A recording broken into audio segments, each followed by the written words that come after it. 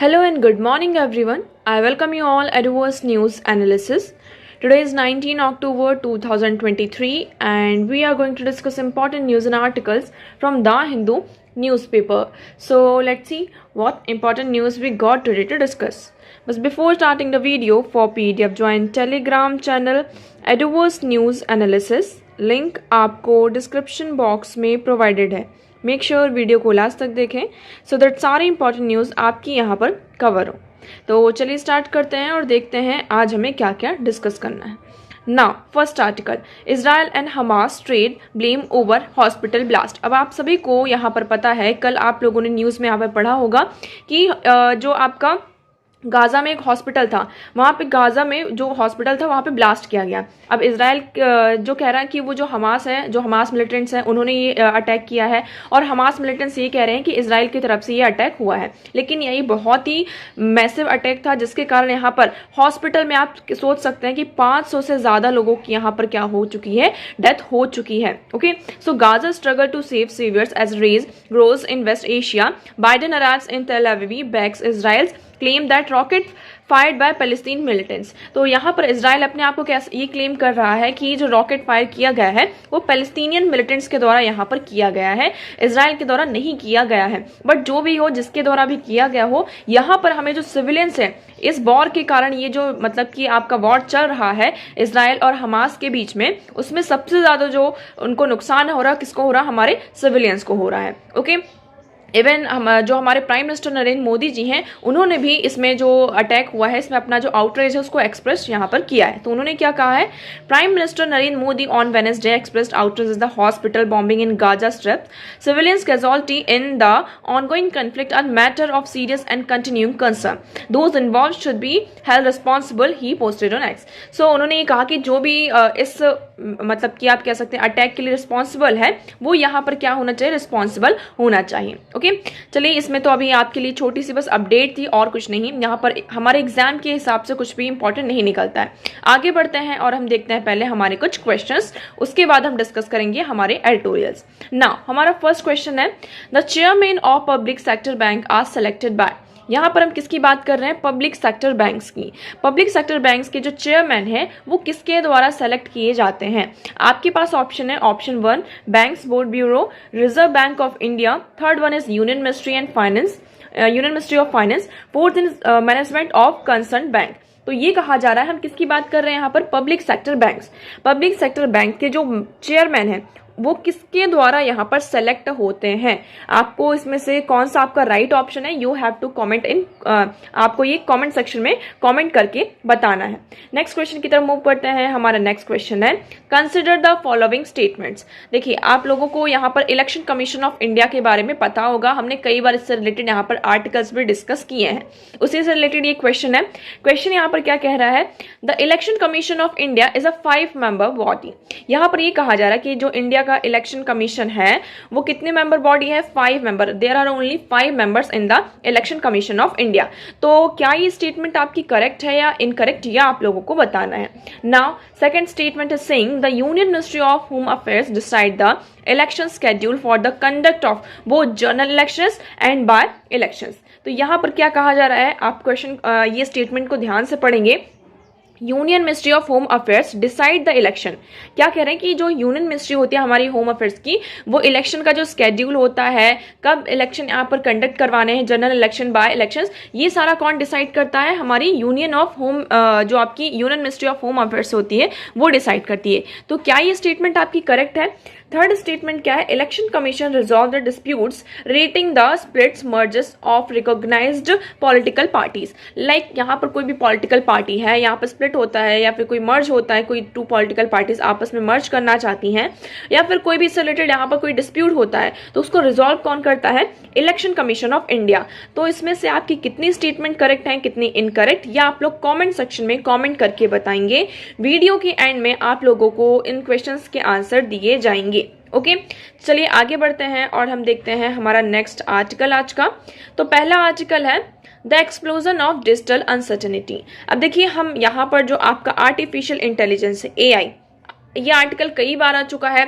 अब इसको जो डिफरेंट डिफरेंट पीपल हैं, डिफरेंट डिफरेंट जो लोग हैं, वो उसको अपने तरीके से यहाँ पर क्या कर रहे हैं, आर्टिकल्स को लेकर आ रहे हैं, प्रेजेंट कर रहे हैं। तो इस आर्टिकल में भी और कुछ नया आपको देखने को नहीं मिलेगा। अब यही है आर्टिफिशियल इंटेलिजेंस क्या है, मशीन में हमने क्या किया है कि जो ह्यूमन बिहेवियर्स होते हैं, ह्यूमन इमोशंस होते हैं, अब एक मशीन में इमोशंस तो नहीं आ सकते हैं, लेकिन डेटा के थ्रू हम क्या कर सकते हैं, उसमें कुछ डेटा इनकॉर्पोरेट कर दें और उसका जो पूरा स्ट्रक्चर है, आर्टिफिशियल स्ट्रक्चर है, उसमें हम ये सारी चीजें करके क्या कर सकते हैं, जैसे कि एक ह्यूमन बीइंग है, आपका काम करता है, एक ह्यूमन यहाँ पर एक काम करता है, उसी तरीके से हमने मशीन को बना दिया। फॉर एग्जाम्पल आप रोबोट एग्जाम्पल इसका ले सकते हैं, ठीक है। So recent advance in generative artificial intelligence have captured the imagination of public, business and governments alike। तो यहाँ पर जो धीरे धीरे क्या हो रहा है, आपका जो आर्टिफिशियल इंटेलिजेंस है उसका एवोल्यूशन हो रहा है। तो इसमें यही कहा जा रहा है कि ये जो डिजिटल अनसर्टेनिटी है, इसका एक्सप्लोजन हमें देखने को फर्दर मिलेगा। इसके कुछ डिसएडवांटेजेस भी हैं और एडवांटेजेस भी हैं। अब क्या क्या एडवांटेजेस हैं, अगर हम एडवांटेजेस की बात करते हैं तो एडवांटेजेस के आपके कहाँ कहाँ किस किस सेक्टर में हो सकते हैं, आप एक बार कमेंट सेक्शन में कमेंट करके बताएंगे। यहाँ पर हम डिस्कस करते हैं एडवांटेजेस के बारे में।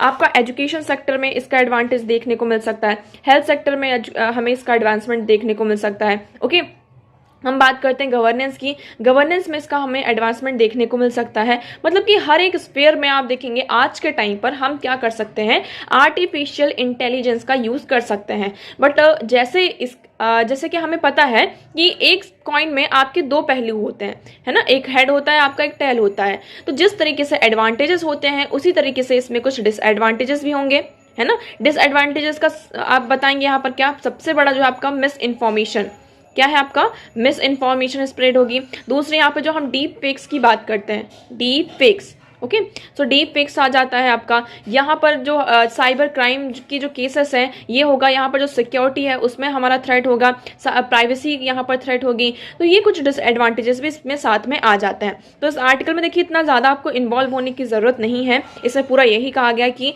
एक तरीके से क्या हो रहा है कि जो हमारा जो ट्रस्ट है वो क्या हो रही है, जो कॉन्फिडेंशियलिटी है उसका लॉस हो रहा है, गवर्नमेंट की जो गवर्नेंस कैपेबिलिटीज है उसका लॉस हमें देखने को मिल रहा है। यहाँ पर जो पॉपुलेशन का बिहेवियर है, साइकोलॉजिकल टेक्निक्स हैं, उसको क्या किया जा रहा है, आर्टिफिशियल इंटेलिजेंस से मैनिपुलेट किया जा रहा है, ठीक है। तो ये सिर्फ इस आर्टिकल में इतना ही है, आपको और ज़्यादा यहाँ पर ध्यान देने की जरूरत नहीं है।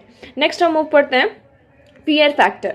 फियर फैक्टर क्या है, अब यहाँ पर हम बात कर रहे हैं किसकी, इन्फ्लेशन की। अभी हाल ही फिलहाल में क्या हुआ है, हमारा जो इन्फ्लेशन रेट है वो ईज होकर, मतलब कि कम होकर, पहले कितना था 7.44%, उसको हम ईज करके कहाँ तक लेकर आ गए हैं, 5% यहाँ पर आ चुका है। मतलब कि जो एक आइडियल होना चाहिए टारगेट, है ना, हमारा जो आइडियल टारगेट क्या होता है कि 2 से 6 के बीच में होना चाहिए, और मेन जो हमारा आइडियल होना चाहिए, कितना इन्फ्लेशन रेट होना चाहिए, 4% होना चाहिए। तो यहाँ पर हमने अभी क्या किया, सितंबर में अब हम देखेंगे हम कहाँ तक पहुंच चुके, 5% हमारा इन्फ्लेशन आ चुका है। ओके, इतना आपको क्लियर हुआ। अगर आप यहाँ पर देखेंगे पूरा आपको यहाँ पर डेटा प्रोवाइड है इस आर्टिकल में, आप देखेंगे this not only marks the return to the 2% to 6% tolerance range of the Reserve Bank of India, but also ये जो 2 से 6% के बीच का जो रेंज है वो कैसा रेंज होता है आपका, इसको हम टॉलरेंस रेंज कहते हैं। अगर 6% से ज्यादा होता है ना इन्फ्लेशन रेट, इफ वो इन्फ्लेशन रेट जो है आपका 6% से ज्यादा होता है, तो आरबीआई क्या करती है, जो वेरियस आपकी मॉनेटरी पॉलिसी कमेटी होती है एमपीसी, वो वेरियस जो रेट्स होते हैं उनको कट करती है, इंक्रीज करती है, डिक्रीज करती है, अपने अकॉर्डिंग यहाँ पर एक्शन लेती है, so that we can ease the inflation. अगर 2% से कम होता है, मिनिमम होता है, 0 हो जाता है, तो भी यहाँ पर क्या होता है, आरबीआई एक्शन में आती है। इतना आपको क्लियर हुआ। But also matches the banks upgrade estimate of 6.4% average inflation between July and September. Of course the preferred inflation rate remains 4%, but हमारा जो प्रेफरेंस होती है कि हमारी किसी भी अपनी इंडिया की बात कर रहे हैं हम, इंडिया में प्रेफरेंस क्या है कि इन्फ्लेशन रेट कितना होना चाहिए, 4% होना चाहिए। ये अच्छा माना जाता है, मतलब हमारी कंट्री में 4% आपका अच्छा माना जाता है। लेकिन अभी हम कुछ टाइम से देख रहे थे, ये जो हमारा रेट था इन्फ्लेशन रेट, वो 4% से इंक्रीज होकर 6% बढ़ा, फिर 7%, इवन कोविड के टाइम पर ये 9 to 10% भी पहुंच चुका था। धीरे धीरे हमने इसको यहाँ पे ईज किया, अब 7% पर पहुंच चुके हैं। ठीक है, इतना आपको क्लियर हुआ। अब इस आर्टिकल में ये डिस्कस किया गया है कि आने वाले टाइम पर फिर से हमें क्या हो सकता है, ये इन्फ्लेशन में चेंजेस देखने को मिल सकता है। ये एक्सपेक्ट किया जा रहा है in the coming quarter it is expected the inflation rate will be 5.6% यहाँ पर हो सकता है। क्यों हो सकता है? क्योंकि आप सभी को पता है जो फूड के प्राइसेस होते हैं सबसे ज्यादा क्या करते हैं, फूड एंड फ्यूल। इन्फ्लेशन को हम कैसे मेजर करते हैं? जब हमारा CPI कंज्यूमर प्राइस इंडेक्स में क्या होते हैं, चेंजेस आते हैं। और आप सभी को पता है कि जो फूड और फ्यूल है एक मेजर पार्ट है किसका, CPI का। अब फूड में कैसे चेंजेस होंगे? आप सभी को पता है कि मॉनसून, इस साल का मॉनसून इतना अच्छा नहीं रहा है, जिसका इम्पैक्ट किस पर पड़ा है, हमारे प्रोडक्शन पर पड़ा है, फूड प्रोडक्शन पर। अब फूड का प्रोडक्शन अगर अच्छा नहीं होगा तो इन्फ्लेशन होगा, ऑफकोर्स होगा। फ्यूल की हम बात करते हैं। आपका जो गल्फ रीजन है, फ्यूल स्पेशली हम बात करें, जो फॉसिल फ्यूल से आपका जो ऑयल है ना, नेचुरल गैसेस हैं, इसमें यहाँ पर हमें थोड़ा सा जो डिस्टर्बेंस है वो देखने को मिल सकता है। क्यों डिस्टर्बेंस देखने को मिलेगा? बिकॉज जो आपका इजराइल वाला रीजन है, किसकी हम बात कर रहे हैं, ये इजराइल वाला जो आपका रीजन है, इस रीजन में और जो ये गल्फ कंट्रीज हैं, यहाँ पर कन्फ्लिक्ट चल रहा है, इजराइल का वॉर चल रहा है आपका इस टाइम पे हमास और इजराइल के बीच में। तो इस रीजन में थोड़ी सी अनसर्टेनिटी है। So due to that reason हमें यहाँ पर आगे फर्दर इन्फ्लेशन से क्या करना होगा, फाइट फिर से करना होगा। आई होप आपको यहाँ पर क्लियर होगा। एक बार हम और देख लेते हैं व्हाट इज इन्फ्लेशन, मतलब how we calculate this inflation. तो आपके दो बास्केट होते हैं, एक हम जिसको कहते हैं रिटेल इन्फ्लेशन, जिसे हम CPI भी कहते हैं। ओके, तो जब CPI में चेंजेस होते हैं तब कौन आता है आपका एक्शन में, RBI होती है। इसमें कौन कौन सी चीजें हैं आप देखेंगे, like house hold including food, clothing, housing, transportation, medical care, all these things are included in the basket of CPI. I hope this one is clear to you. इसको यहाँ पर इसका जो डेटा होता है वो किसके द्वारा रिलीज होता है, आपका NSO. You have to remember this point कि नेशनल स्टैटिस्टिकल ऑफिस के द्वारा इसका जो डेटा होता है उसको यहाँ पर रिलीज किया जाता है। ओके, नाउ इसका जो बेस ईयर है it is 2012। Wholesale price index की बात करते हैं। So when we trade in a bulk, है ना, कोई भी गुड्स को या फिर हम किसी भी आइटम्स को यहाँ पर क्या करते हैं, गुड्स एंड सर्विसेज को बल्क में ट्रेड करते हैं, तो वो क्या करता है आपका, किस में इंक्लूड होता है, होलसेल प्राइस इंडेक्स में इंक्लूड होता है। इसका जो डेटा होता है वो economic adviser Ministry of Commerce और इंडस्ट्री के द्वारा रिलीज किया जाता है। हमारा जो इसमें बेस ईयर है WPI का वो क्या है, रिवाइज हुआ है। पहले ये 2004 and 5 था, now it is 11 and 12। Okay, so I hope this one is clear to you. Now moving towards the next article. So next article is the BRI at 10. Some hits, many misses. अब बात करते हैं किसकी, BRI project. BRI क्या है आपका, belt and road forum. आपका जो बेल्ट एंड रोड इनिशिएटिव था ये कब आता है, जब प्रेसिडेंट की हम बात करते हैं, कहाँ के, चाइनीज प्रेसिडेंट आपके आते हैं शी जिनपिंग। यहाँ पे 2013 में उन्होंने क्या किया, इस जो आपका ये इनिशिएटिव है BRI प्रोजेक्ट, इसको लेकर आए।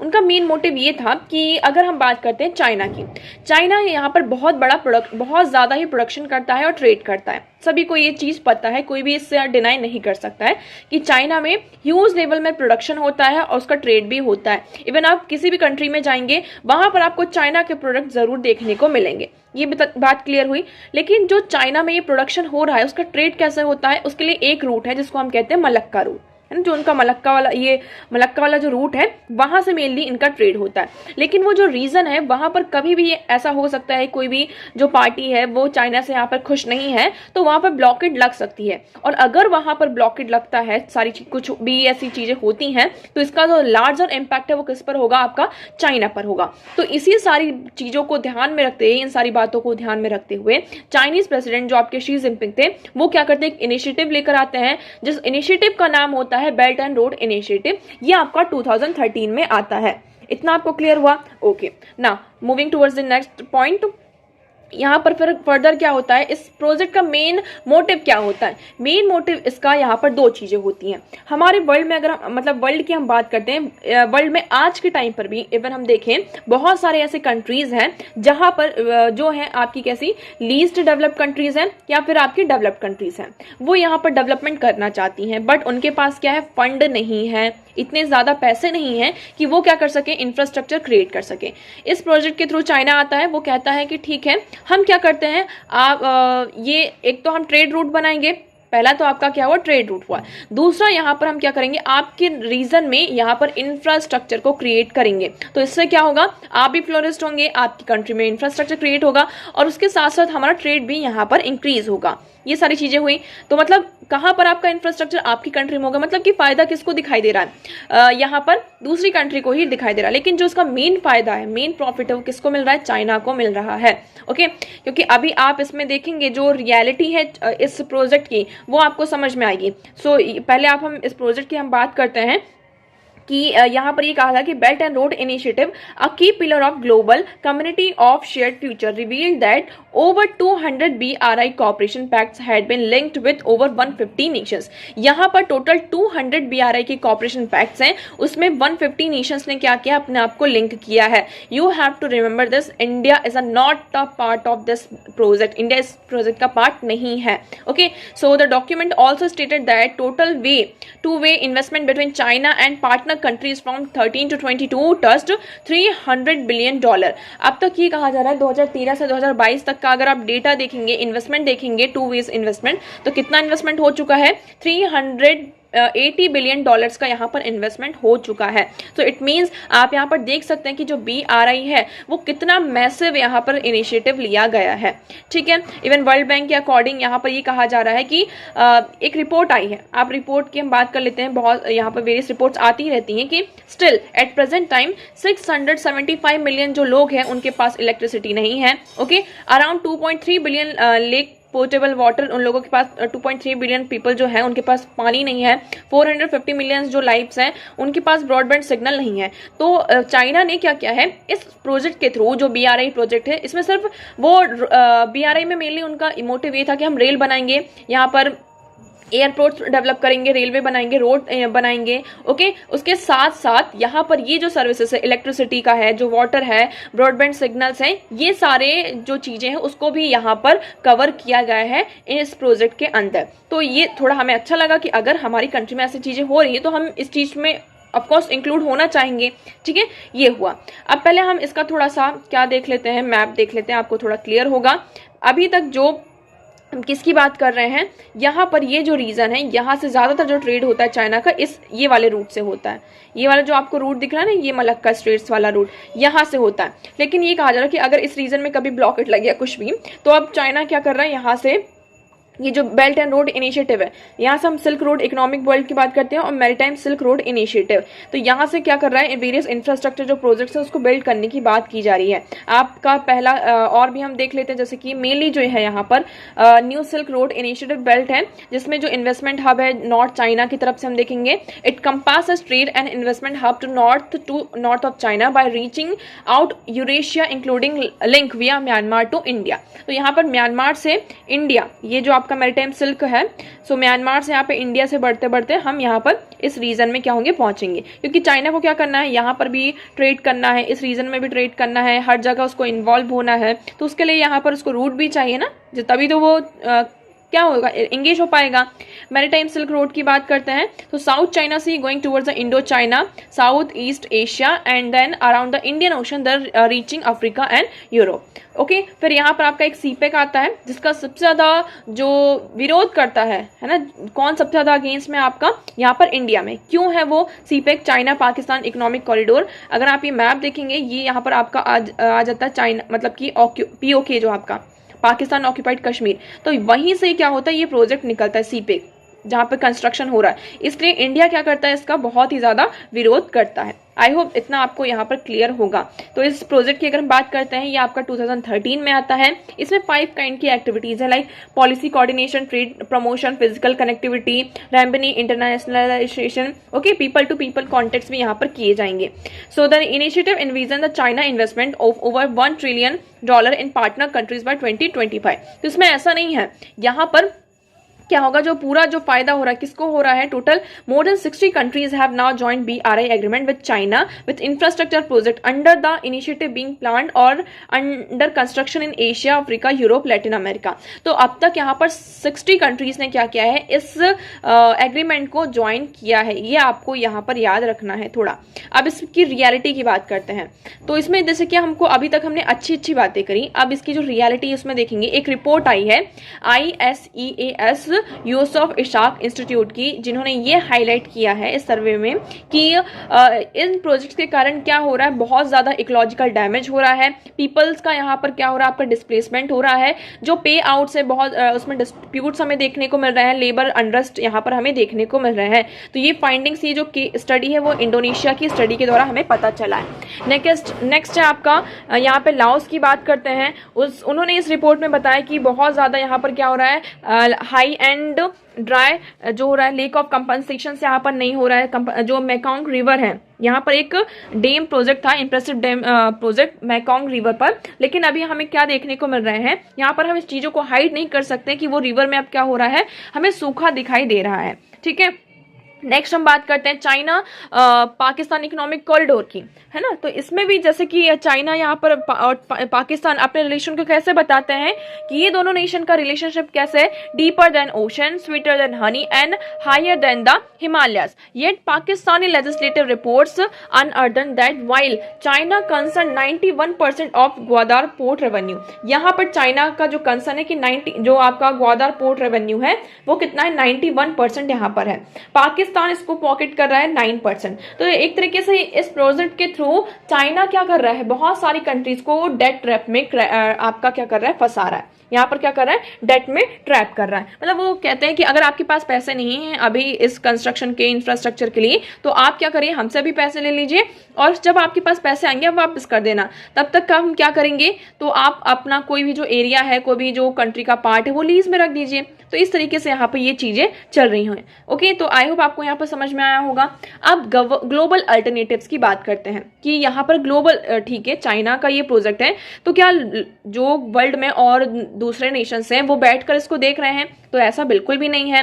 डोनाल्ड ट्रंप का जब यहाँ पर एरा था तो यूनाइटेड स्टेट्स ने क्या किया था, जापान के साथ एक इंफ्रास्ट्रक्चर जो है इन्वेस्टमेंट उसको यहाँ पर इनिशिएट किया था। उसका नाम था United states Japan infrastructure investment alternative in the Indo Pacific region. Indo Pacific region का एक अल्टरनेटिव था जहां पर इसकी बात की गई। उसके बाद फिर बाइडेन एडमिनिस्ट्रेशन ने अनाउंस किया Build Back Better World initiative that seems to have been recognised as a partnership for global infrastructure and investment. Okay, तो यहाँ पर जो बाइडेन साहब हैं वो क्या लेकर आते हैं, B3W लेकर आते हैं, better back build Back Better world. Okay, ये इनिशिएटिव होता है जिसमें उन्होंने ज्यादातर किसको यहाँ पर इंक्लूड किया, प्राइवेट प्लेयर्स को इंक्लूड किया, है ना। लेकिन आपको ये याद रखना है जो चाइना का BRI प्रोजेक्ट है वो कैसा है, आपका गवर्नमेंट वाला प्रोजेक्ट है। उसको यहाँ पर कौन बैक कर रहा है, गवर्नमेंट बैक कर रही है। और ये वाला जो प्रोजेक्ट है आपका USA का, वो कैसा, उसमें पब्लिक पार्टनरशिप भी यहाँ पर इन्वॉल्व की गई है। आई होप आपको इतना यहाँ पर क्लियर होगा। अभी आपकी जो G20 समिट हुई थी, दिल्ली समिट, वहां पर हम क्या लेकर आए, India middle east Europe corridor की हमने बात की, जिसमें इंडिया वेस्ट एशिया यूरोप के वहां पर हम क्या करेंगे, रेलवेज और शिपिंग लाइन्स को हम क्या करेंगे, कंस्ट्रक्ट करेंगे, जिससे कनेक्टिविटी, इलेक्ट्रिसिटी, डिजिटल इंफ्रास्ट्रक्चर और pipelines for clean hydrogen export को हम क्या कर सके, यहाँ पर आगे बढ़ा सके। ओके, सो आई होप आपको यहाँ पर क्लियर होगा। तो ये जितने भी प्रोजेक्ट्स हैं वो किसके यहाँ पर अगेंस्ट में है, आपके BRI, चाइना का ये जो BRI प्रोजेक्ट है उसके अगेंस्ट में है। आई होप आपको ये आर्टिकल यहाँ पर पूरा क्लियर होगा। चलिए नेक्स्ट मूव करते हैं। अब हमारा नेक्स्ट आर्टिकल है आज का, the measures of the working women. यहाँ पर किसकी बात की जा रही है, वुमेन की बात की जा रही है। ओके, अगर हम पॉपुलेशन देखते हैं, जैसे कि वुमेन का अगर हम रोल देखते हैं, क्या होता है रोल, कि वो क्या, जैसे कि आपकी एक फैमिली है, घर है, वहां पर क्या होता है, आपके एक कपल होता है, ठीक है, ये कपल हो गए A एंड B, ये दोनों आपस में क्या है, कपल है। इनके बच्चे हैं, यहाँ पर ये छोटे छोटे इनके बच्चे हो गए। बच्चों के साथ साथ घर में फैमिली में अदर मेंबर्स होते हैं, जैसे कि या तो आपके पेरेंट्स हो गए, है ना, तो वो क्या है, अब एल्डर पीपल हो गए। तो यहाँ पर ये बात आती है कि हम क्या करते हैं, जो आदमी होगा वो कमाने जाएगा, औरत क्या करेगी, यहाँ पर बच्चों की और यहाँ पर घर में जो बड़े हैं उनकी देखभाल करेगी, और जो हाउस होल्ड आपके काम हैं उनको यहाँ पर देखा जाएगा। ठीक है, ये सारी चीजें हुई। तो इस तरीके से हमने क्या देखा ये हो गया। अब ये कहा जा रहा है कि हमें क्या करना है, इंडिया को अब 5 ट्रिलियन इकोनॉमी बनना है। लेकिन जब तक ये 5 ट्रिलियन इकोनॉमी बनना है, लेकिन यहाँ पर जब तक विमेन का इंक्लूजन नहीं होगा, इकोनॉमिक पार्टिसिपेशन हमें देखने को नहीं होगा, तब तक ये जो हमारा टारगेट है 5 ट्रिलियन इकोनॉमी का, इसको हम अचीव नहीं कर सकते हैं। अगर आप बात करते हैं, एक फैमिली है, हम बात करते हैं फैमिली, वहां पर कपल्स हैं और बच्चे हैं। अगर फैमिली में दोनों मेल और जो फीमेल है आपके, दोनों क्या करते हैं, यहाँ पर इकोनॉमिक एक्टिविटीज में इंगेज है, दोनों यहाँ पर अच्छे से कमा रहे हैं, तो क्या होगा, आपके घर में पैसे ज्यादा आ रहे होंगे। पैसे ज्यादा आ रहे होंगे तो मतलब आपका क्या है, लिविंग स्टैंडर्ड भी यहाँ पर बढ़ता है। लेकिन इसके साथ साथ एक प्रॉब्लम आ जाती है। क्या प्रॉब्लम आ जाती है कि अगर घर कपल, दोनों ही कपल क्या हो जाते हैं, मतलब कि कमाने के लिए चले जाते हैं बाहर, वो कमाने के लिए चले गए, अपनी जॉब पर चले गए, तो जो घर में बच्चे हैं उनकी देखभाल कौन करेगा। यहाँ पर जो ओल्डर पीपल हैं, एल्डरली पीपल हैं, उनकी देखभाल यहाँ पर कौन करेगा। तो इसके लिए हम क्या कर सकते हैं, इसके लिए हम कुछ अल्टरनेटिव्स ला सकते हैं। तो इस आर्टिकल में उसी चीज के बारे में बात की गई है कि हमें क्या करना होगा, जो वर्किंग वुमेन है उनके लिए कुछ मेजर्स लेकर आने होंगे। या तो आप क्या कर दें, ये जो हाउस होल्ड एक्टिविटीज है उसे डिवाइड कर दें, डिस्ट्रीब्यूट कर दें, कि लाइक जैसे कि आदमी यहाँ पर काम कर रहे हैं उसी तरीके से, और जैसे मतलब औरतें जो विमेन है वो यहाँ पर काम कर रही हैं, तो मैन भी क्या करें, उनका इसमें हाथ बटाएं, ऐसा कर सकते हैं। जो बच्चे हैं इनके लिए हम क्या कर सकते हैं, जैसे कि इंडिया में आंगनबाड़ी का जो कॉन्सेप्ट है, उसी तरीके से हम और भी कॉन्सेप्ट को लेकर आ सकते हैं, जो एक टाइम पर क्या करेगा, बच्चों के यहाँ पर चाइल्ड केयर की हम जिसमें बात कर रहे हैं। ओके, तो देखिए यहाँ पर जो अभी यहाँ पर इकोनॉमिस्ट क्लॉडिया गोल्डियन 2023 की नोबेल प्राइज विनिंग है, उन्होंने क्या डेमोन्स्ट्रेट किया है अमेरिका की हिस्ट्री में। इंडिया फर्स्ट नेशनल टाइम जो सर्वे आया है, इस सर्वे में ये फाइंड आउट हुआ है कि 81.2% of all women engage in unpaid domestic service. तो इंडिया में 81% जो विमेन है वो कहाँ एंगेज है, आपकी अनपेड सर्विस में। घर के जो काम होते हैं, डोमेस्टिक सर्विस होती है, वहां पर अनपेड सर्विस में इंक्लूड है। और मेन की बात करें तो ओनली 26.1%। तो आप देख सकते हैं यहाँ पे कितना ज्यादा गैप है। हमें इस गैप को क्या करना होगा, कम करना होगा, तभी हम हमारा जो 5 ट्रिलियन इकोनॉमी का टारगेट है उसको अचीव कर सकते हैं। जब तक यहाँ पर आपकी हाफ ऑफ द पॉपुलेशन, तो आप सभी को पता है विमेन है, और वो हाफ ऑफ द पॉपुलेशन आपकी इकोनॉमिक एक्टिविटीज में इंक्लूड नहीं होती है, तब तक आपकी जो इकोनॉमी है वो यहाँ पर ग्रो नहीं कर सकती है। You have to remember this thing. Okay, यहाँ पर आप ये रिपोर्ट देखेंगे, इस जो आपकी women's labour force participation rate यहाँ पर बताया जा रहा है कि इंडिया में कितना विमेन का लेबर पार्टिसिपेशन फोर्स है, 32.8% है। Okay, according to World Bank, ये गवर्नमेंट का सोर्स है, हमारी इंडिया का गवर्नमेंट का सोर्स है कि 32.8% यहाँ पे विमेन आपकी लेबर फोर्स में पार्टिसिपेट कर रही हैं। ओके, अगर हम अदर बात करते हैं, वर्ल्ड बैंक की रिपोर्ट आई, उसमें बताया गया कि ओनली 24% है। कितना है, जहां हमें यहाँ पर 32% बताया जा रहा है, वर्ल्ड बैंक के द्वारा ये नंबर 24% बताया जा रहा है। फिर यहाँ पर कंपेयर किया जाए, चाइना में इट इज 61%, बांग्लादेश में 38%, नेपाल में 29% एंड पाकिस्तान में 25% यहाँ पर है। तो अगर ये कहा जा रहा है कि ये जो मिथ है अराउंड द वुमेन, उसको हमें क्या करना होगा, डिस्पेल करना होगा, तभी वो क्या कर सकती हैं, कंट्री को यहाँ पर एक अप्रोप्रिएट पोजीशन पर वुमेन ला सकती हैं। उनका सपोर्ट हमारे लिए बहुत ज़्यादा इंपॉर्टेंट हो जाता है। सो आई होप आपको ये आर्टिकल क्लियर होगा। नेक्स्ट मूव करते हैं। अब नेक्स्ट हमारी छोटी छोटी कुछ न्यूज़ आ जाती हैं। पहली न्यूज़ है हमारी, India will explore buildings large language model. India यहाँ पर क्या करना चाहता है, इंडिया ने एक सेटअप किया है जिसका नाम है हाई पावर्ड कमिटी, जिसमें हम क्या करेंगे, जो हमारे लार्ज लैंग्वेज मॉडल्स हैं, इसको हम LLMS भी कह रहे हैं। ओके, इसका जो शॉर्ट फॉर्म है वो क्या है, LLMS, लार्ज लैंग्वेज मॉडल है। ओके, तो इसमें हम क्या करेंगे, जो हमारे वेरियस लैंग्वेजेस हैं उसको क्या किया जाएगा, प्रोसेस किया जाएगा। So tool that harness artificial intelligence to create application, हम क्या करेंगे, आर्टिफिशियल इंटेलिजेंस का यूज करके एप्लीकेशन यहाँ पर क्रिएट करेंगे, जिससे कि हम क्या कर सके, वो जो एप्लीकेशन होगा जो ह्यूमन की लैंग्वेज है उसको अंडरस्टैंड कर सके। ठीक है, तो अभी ये मॉडल आया है, फर्दर हम देखते हैं इसमें क्या क्या अपॉर्चुनिटीज हैं। इसमें हम क्या कर सकते हैं, जो वेरियस टाइमलेस लिमिट में वेरियस कंट्रीज के साथ लिमिटलेस तरीके से हम क्या कर सकते हैं, दूसरी कंट्री के साथ इंगेजमेंट हमारा बढ़ सकता है, कोलैबोरेशन बढ़ सकता है। यहाँ पर ये हमारे लिए क्या होगी, बहुत अच्छी अपॉर्चुनिटी होगी। नेक्स्ट मूव करते हैं, next article is India likely to sign deal with US for 31 MQ-9B drones by February 2024। तो फरवरी 2024 तक इंडिया क्या है आपका साइन करने वाला है यूएस के साथ एक डील। कौन सी डील होगी? आपका जो 31 MQ-9B है ड्रोन्स, इसके लिए। हाँ, ये एक बार पहले भी न्यूज़ में था, अगर आप लोगों ने इसको यहाँ पर फॉलो किया होगा न्यूज़ को, तो यहाँ पर हमने बात की थी कि हम यूएस से क्या करेंगे, आपकी डील हुई थी ड्रोन्स को मतलब कि परचेस करने की। ओके, तो अभी यहाँ पर ये डील फर्दर आगे होने वाली है। एक्सपेक्टेड है कि फरवरी 2024 में ये डील आपकी यहाँ पर कंफर्म हो जाएगी। नेक्स्ट मूव करते हैं। Now next article is centre raises MSP for rabi crop farmer unhappy. Okay, यहाँ पर सेंटर ने क्या किया, जो आपका राबी क्रॉप से उसका जो एमएसपी है उसको इंक्रीज कर दिया। क्यों? क्योंकि एक्चुअली फार्मर्स जो ऑर्गेनाइजेशन था उन्होंने ये कहा कि एक्चुअली यहाँ पर जो सपोर्ट प्राइस है आपका एमएसपी है और जो कॉस्ट है वो बहुत मतलब इनपुट कॉस्ट हमारा बहुत ज़्यादा लग रहा है ना, क्योंकि जो आपका क्लाइमेट चेंज हो रहा है, सारी चीज़ें हो रही हैं, फ्यूल के प्राइसेस यहाँ पर बढ़ रहे हैं, बहुत सारी चीज़ें हो रही हैं, जिसके कारण जो हमारा इनपुट कॉस्ट है वो बहुत ज़्यादा लग रहा है, लेकिन जो एमएसपी मिल रहा है हमें वो बहुत ही ज़्यादा कम है। ठीक है, इसी के चलते जो हमारी cabinet committee on economic affairs है उन्होंने मिनिमम सपोर्ट प्राइस आपका जो राबी क्रॉप से for the financial year 2024 and 25 इसको इंक्रीज कर दिया है।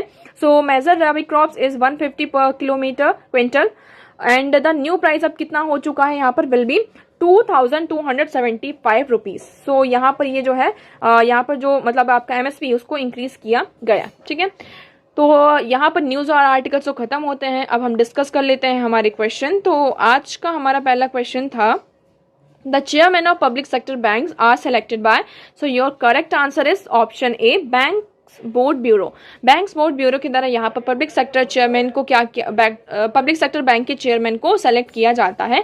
आप एक्सप्लेनेशन यहाँ पर देख सकते हैं।